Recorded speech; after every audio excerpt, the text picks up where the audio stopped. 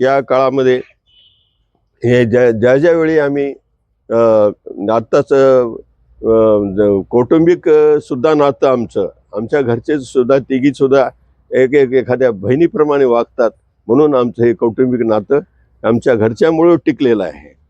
या समाजामध्ये वावरताना त्यांनी अनेक असे म्हणजे प्रॅक्टिसच्या काळामध्ये खूप असे 52 वर्षाची सर्व्हिस समाजाला दिली.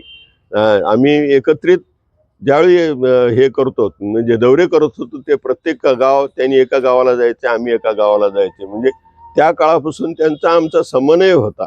म्हणजे हे जरी आम्ही समव्यावसायिक असतो, समव्यावसायिक मित्र ह्या काळामध्ये किंवा कुठेही कोणताही व्यापार असो किंवा कोणताही हे असो, समव्यावसायिक एका ठिकाणी येणं किंवा मित्र राहणं म्हणजे हे फार दुर्मिळ गोष्ट मला वाटते. असे यांच्याबद्दल खूप बोलायचं आहे.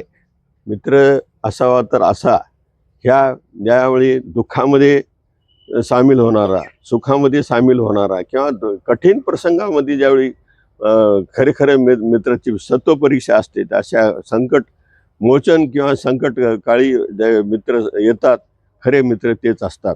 असे आमचा एक मित्र आमच्यापासून दूर गेला. बोलावंसं खूप आहे.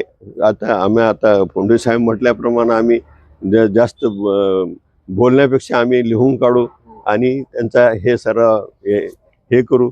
आता इंगोले साहेबांनी जे पूर्ण जवळपास बोललेलेच आहेत किंवा सांगितलेच आहेत.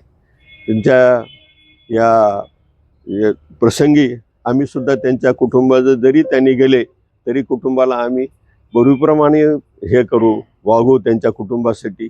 आणि आमच्या कुटुंबातर्फे, माझ्या कुटुंबातर्फे, सुप्रभात मित्रमंडळातर्फे, वैद्यकीय संस्थेतर्फे आणि सर्व मुखेडवासियातर्फे त्यांना माझे भावपूर्ण श्रद्धांजली अर्पण करतो.